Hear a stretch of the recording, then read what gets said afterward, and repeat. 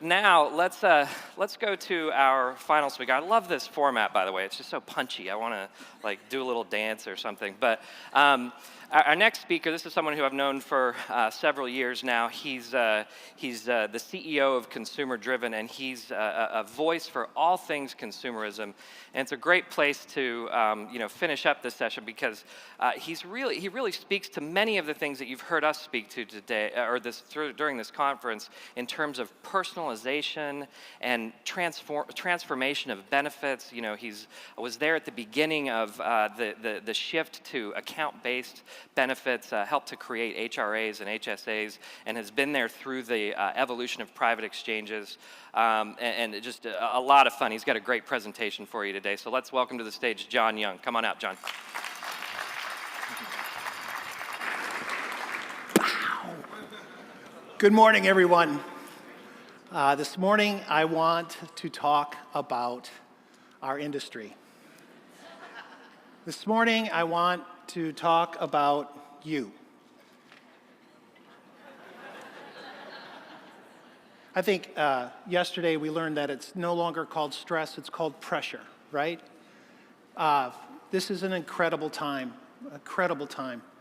And like Shan mentioned, I was at the beginning of the consumer-driven movement.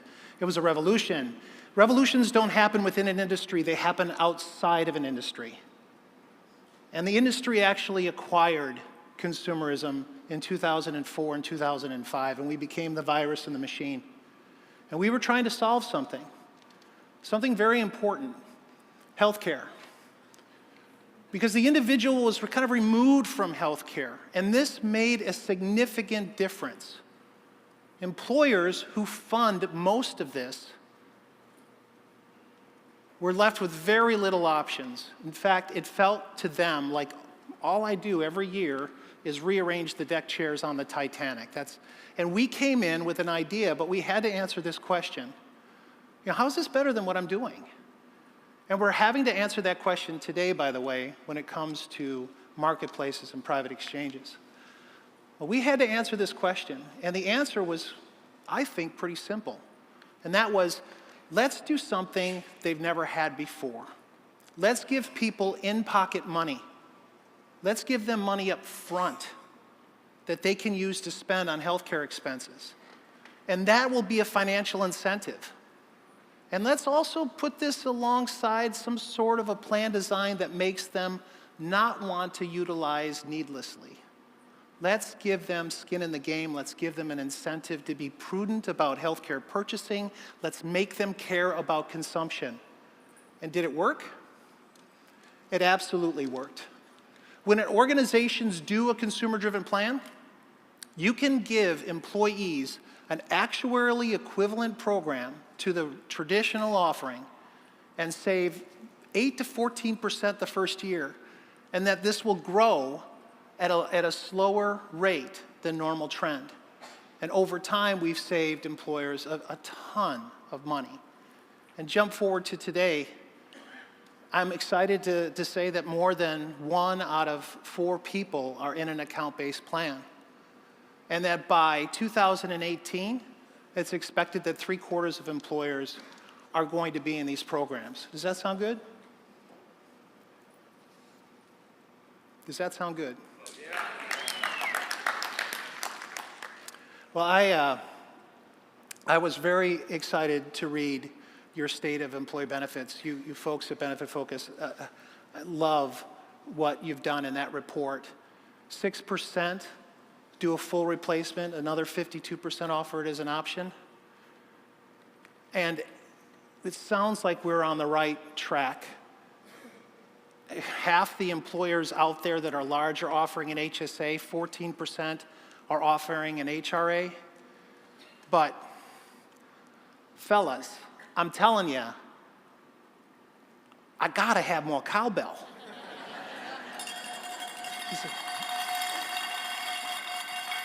What I mean by that is that I think we can do better. I think I'm sorry to say, I think it's an epic fail that it's taken 15 years to get 1 out of 4 people on plans that we know make a difference, that we know improve the health of people.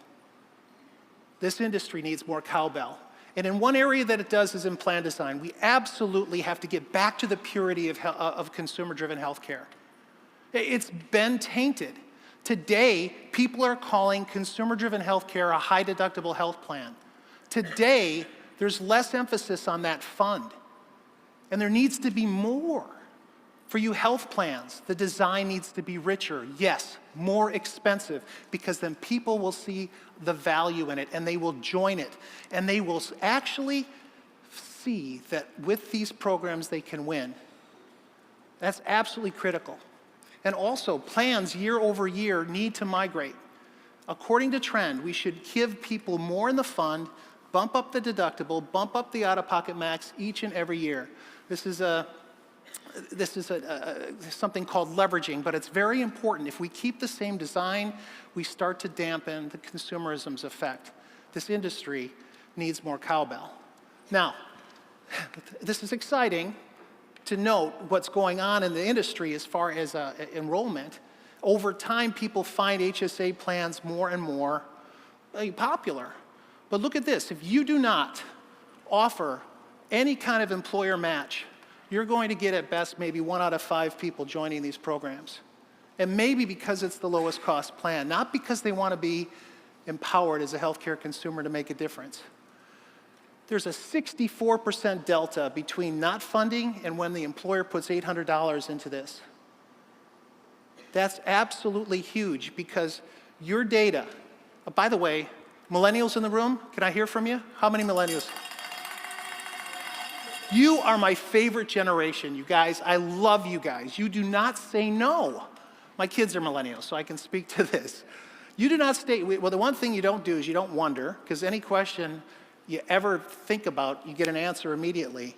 But you won't say no, and you are leading the pack. In your study, you are adopting high-deductible health plans more than the other generations, but you are underutilizing the HSA.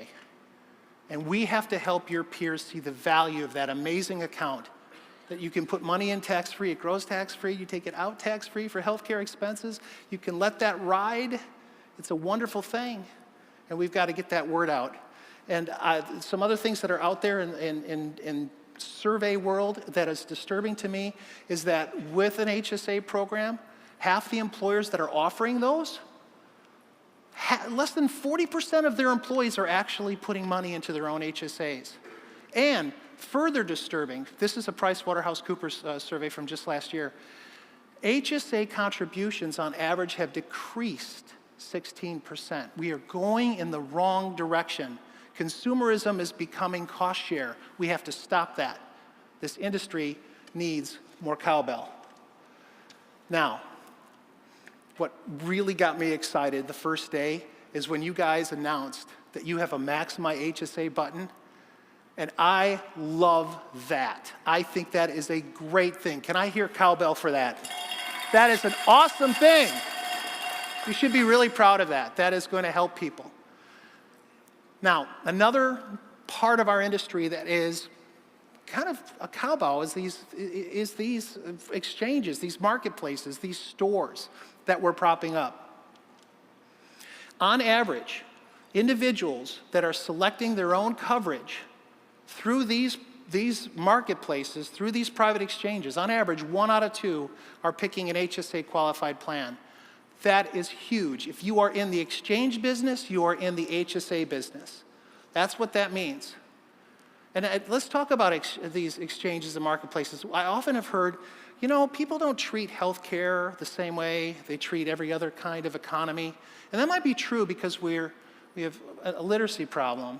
But the fact is, this is an interesting study that McKinsey just did.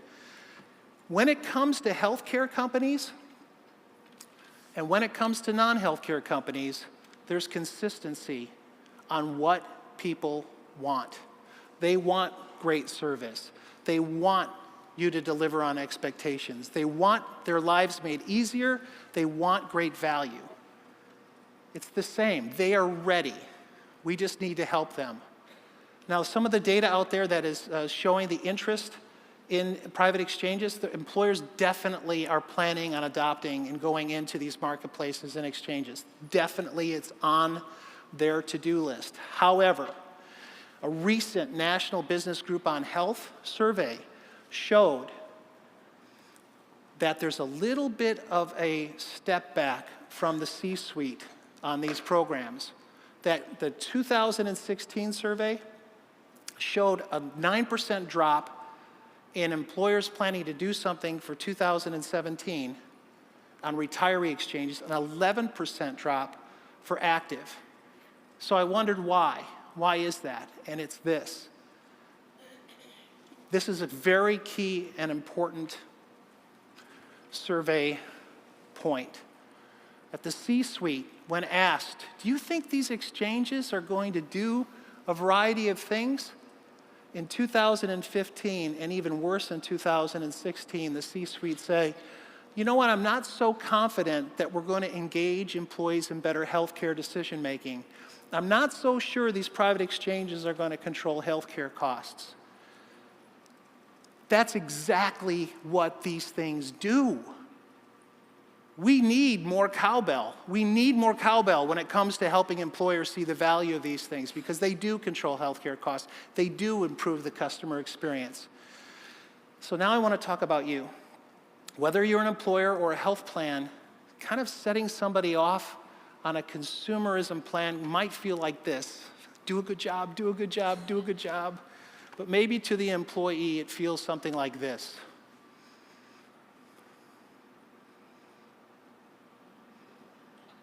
Wait for it.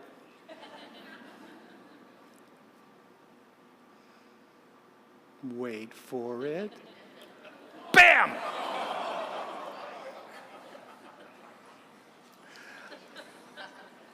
It feels something like this. And what is going to change that? What is going to change the employee from feeling like these plans do BAM! That? Well, if we are going to bring up individuals to be more powerful healthcare consumers, it involves you. Literacy issue is a big thing. Carnegie Mellon, a couple years ago, did a survey, asked a bunch of people, can you identify deductible, copayment, coinsurance, out-of-pocket max? Only 14% could. And I believe that those 14% were us. Everyone else doesn't get this at all. And we have got to do a better job of helping normal people become stronger healthcare consumers. And there's lots of efforts to do this. But let's talk about where people's mindsets are. There was a survey that came out that said that 1 out of 4 people would rather go to the dentist and get dental work than go through open enrollment. Worse, 1 out of 5 people would rather see the life story of Lindsay Lohan than go through enrollment. Seriously? Thank God you guys are making that easier, right? Well, this is what I think it really feels like to an individual when you're asking them to navigate healthcare. They feel like, okay, all right, I think I'm learning how to swim, but there's really no one that's overseeing me.